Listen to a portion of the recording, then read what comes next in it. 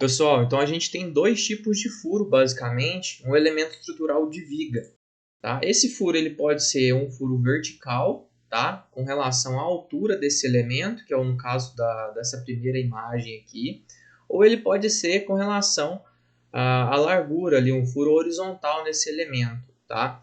Nesse vídeo especificamente, a gente vai tratar sobre o primeiro caso, lembrando que cada um desses casos ele tem um tratamento diferente para a gente conseguir analisar esse elemento estrutural. Então, nesse vídeo de hoje, a gente vai falar a respeito desse furo vertical. Bom, é permitido esse furo? Sim. Então, a 6118, né, que é a norma de concreto, ela traz um item específico falando sobre esse furo vertical, que no caso é o item 21.3.3.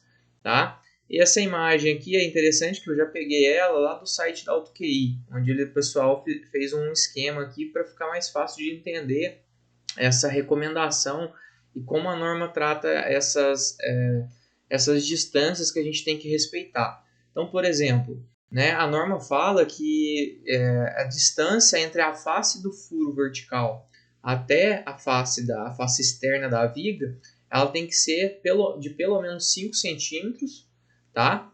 Ou tá, 2 vezes o cobrimento, tá bom? Que seria esse E1 aqui, né? Então, essa distância entre o furo vertical e a face externa da viga, então tem que ser maior entre esses dois valores, ou 5 centímetros ou 2 vezes o cobrimento. Tá?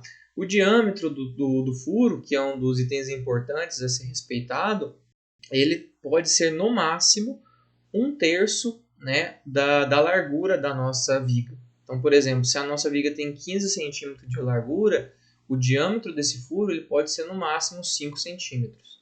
Tá? Aqui a legenda, né, especificando que é cada um dos itens.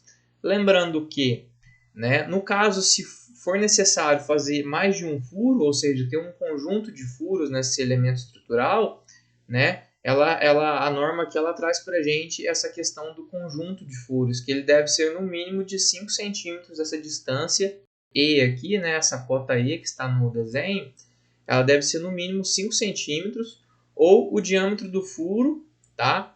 E a cada intervalo entre um furo e outro, tem que ter pelo menos um estribo. Tá? Então tem que ser respeitado esse quesito também quando você tiver mais de um furo. Além disso, quando o elemento estiver submetido à torção, que não é todos os casos, mas se, por exemplo, tiver uma marquise ali, né, engastada nessa viga, por exemplo, você tem que fazer uma análise levando em conta, né, essa área, descontando essa área devido ao furo que está sendo realizado, para ver se, mesmo com o furo, essa viga vai resistir a esses esforços de torção. O mesmo serve, obviamente, para os esforços normais devido à flexão, que no caso é a maior parte das vigas que a gente acaba trabalhando, né? Que seria uma viga apoiada entre pilares, por exemplo, com um carregamento distribuído. Bom, então como que é feito esse dimensionamento? Então vamos pegar um exemplo, né? Então aqui a gente tem um exemplo de uma viga que está apoiada entre dois pilares e por algum motivo a gente precisa passar alguma tubulação ali de água fria, por exemplo, né, dentro fazer um furo vertical nessa viga. Normalmente, a maior parte dos casos que a gente encontra são furos horizontais, mas pode acontecer de ter que se utilizar também um furo vertical. Eu particularmente já peguei um projeto onde teve que se fazer essa compatibilização de alguns furos verticais para passagem de água fria. Beleza, então a nossa viga tem 14 centímetros de largura por 40 centímetros de altura.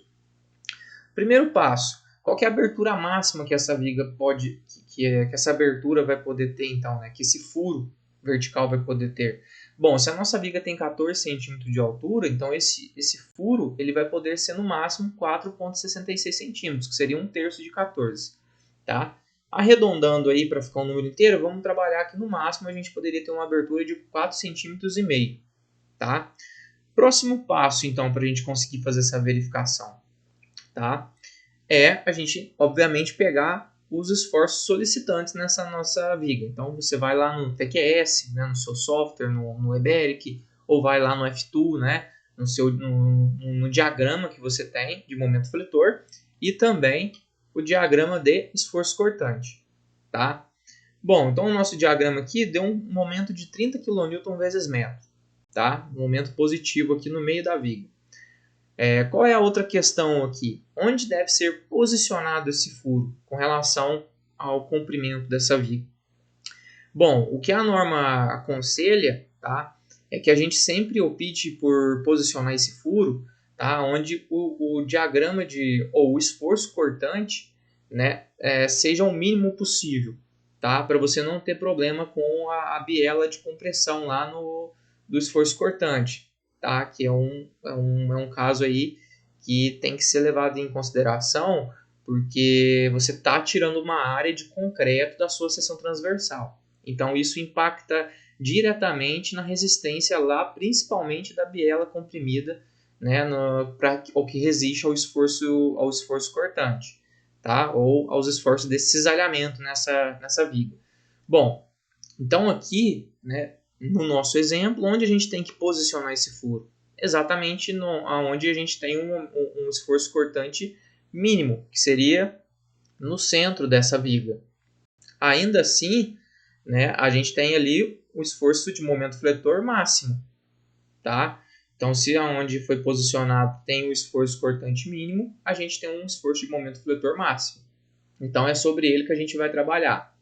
Tá, só fazendo uma observação aqui, se por algum motivo você precise posicionar esse furo fora aqui da região onde o seu esforço cortante é zero, tá? Então você deve fazer essa verificação para o esforço cortante, desconsiderando essa área devido ao furo. Lembrando que não é aconselhável realizar esse furo em regiões aqui onde você tem altos esforços cortantes. Tá? Então tem que prestar atenção nisso. Sempre tentar priorizar a localização desse furo, né, na região onde você vai ter o menor esforço cortante possível.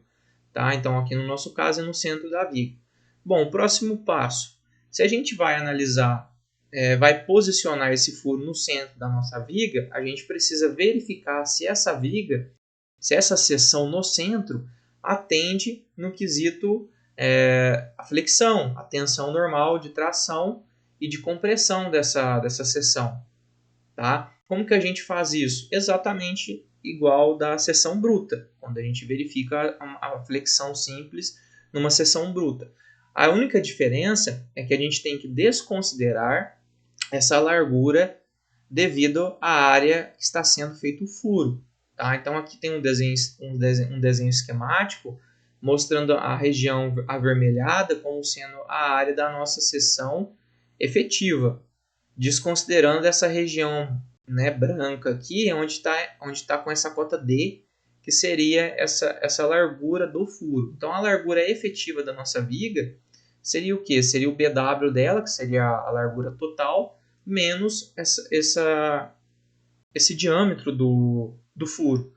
E a altura seria a altura, né, a altura total mesmo da nossa viga. Bom, como que a gente como que a gente faz a verificação da flexão simples lá para uma seção bruta? Encontrando o KMD, né, com relação ao momento que está atuando, a altura útil da seção, né, aí a gente vai ver qual que é o KX, se ele deu maior ou menor que aquele limite de 0,45. Então aqui a gente vai fazer da mesma maneira. Então o KMD, né, vai ser o MD dividido pela largura efetiva da nossa viga, vezes o D, que é a altura efetiva ao quadrado, vezes o FCD. Bom, então o nosso MD vai ser quanto? Então aqui eu vou trabalhar com kN e centímetro, então aqui eu passei para 3.000 kN vezes centímetro, que multiplica 1,4. Bom, aqui é um exemplo, né, pessoal? Então aqui eu estou tratando esses esforços como se fossem os esforços característicos. Então eu estou multiplicando aqui pelo fator de majoração, dividido pelo L, que seria a nossa largura efetiva. Então qual que é a largura efetiva? É a largura total, que no caso do nosso exemplo é 14 centímetros, menos 4,5. Tá? O que é esse 4,5? É o diâmetro do furo que a gente adotou. Tá bem? Igual no slide anterior aqui. Então a gente viu que o diâmetro máximo seria de 4,66. Então a gente adotou ali um valor arredondado de 4,5 centímetros. Então a nossa largura efetiva vai ser a largura total menos o diâmetro do furo, que multiplica aqui o d ao quadrado, que no caso o d é a nossa altura efetiva, que no caso da nossa viga tem 40 centímetros, né, de altura total. Né? Vamos pensar ali que a nossa viga vai ter um comprimento de 2,5, mais um estribo de 6,3 milímetros, mais metade de uma barra ali de 10 milímetros. Então daria ali 3,6 centímetros aproximadamente de D'.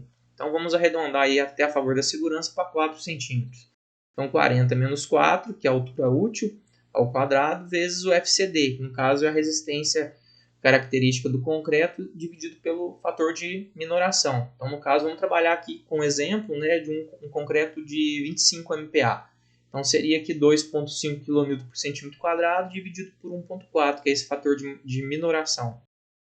Então, a gente sai aqui com um KMD de 0,191. Tá? Próximo passo, então, é verificar o Kx. Então, já tem as tabelas prontas, né? No livro do Schuch, por exemplo, a gente tem a tabela lá do KMD, Kx, Kz, a deformação do concreto, a deformação do aço. Então, é só olhar nessas tabelas que a gente vai encontrar qual que é o valor do Kx.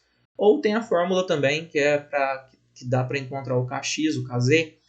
Bom, então o nosso Kx deu 0,325. Ele é menor do que o 0,45, que é aquele limite que a gente tem, né, para a deformação do aço e do concreto. Então tá ok, abaixo de 0,45. Bom, o próximo item que a gente vai precisar é do Kz. Então é só olhar na tabela o valor do Kz, né?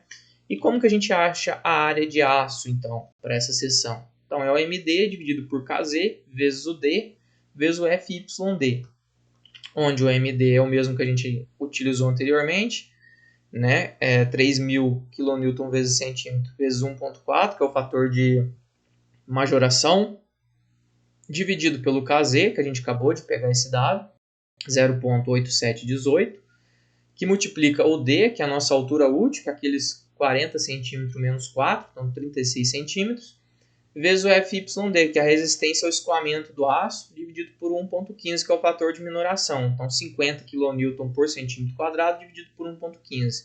Então, a gente tem aqui uma área de 3,08. Então, num caso real, o que aconteceria? Essa área de aço aqui, ela daria um pouco acima da área de aço se a gente fizer a mesma análise, as mesmas verificações utilizando a seção bruta. Tá? Porque na seção bruta você não teria perda de largura, que seria o BW. Então você teria o BW inteiro. Então daria uma área de aço um pouco menor do que essa daqui. Tá? Então perceba que o furo vertical numa viga, né, através de uma análise aqui numérica, a gente percebe que ele não tem um impacto tão negativo quanto um furo horizontal, por exemplo. Onde um furo horizontal no elemento de viga, você tem uma perda, mais direcionada à altura, e um furo vertical numa viga você tem uma perda direcionada à largura. Ou seja, uma perda direcionada mais à largura da viga, você não tem um impacto tão grande na resistência dela à flexão, visto que a inércia leva em consideração uma altura ao quadrado. Né? Percebam que todos os parâmetros utilizados aqui, o D está ao quadrado. Então, o que faz essa viga ter uma resistência efetiva mesmo à flexão é a altura dela. E a largura não tem um impacto tão grande na resistência assim. Lembrando que essa verificação foi feita para a flexão. Então, se esse elemento tivesse submetido à torção, essa história também seria diferente. Porque você já teria uma perda, né, também da largura, e isso impactaria diretamente na resistência dela à torção. Então aqui é um exemplo que eu dei de uma viga biapoiada, no caso entre dois apoios, dois pilares, com um carregamento distribuído, que é na maioria dos casos que a gente acaba encontrando. Então é dessa maneira que eu faço as verificações para saber se a área de aço necessária é o suficiente ou não após a colocação desses furos. Porque muitas vezes acontece a gente ter que colocar esse furo depois que o projeto já está desenvolvido. Então você tem que fazer essa verificação para saber se aquela área de aço que foi determinada para uma seção bruta, ela resiste mesmo após a ser realizado esse furo. Tá? Então é dessa maneira que eu faço as verificações, e se tiver alguma dúvida pode deixar aí nos comentários.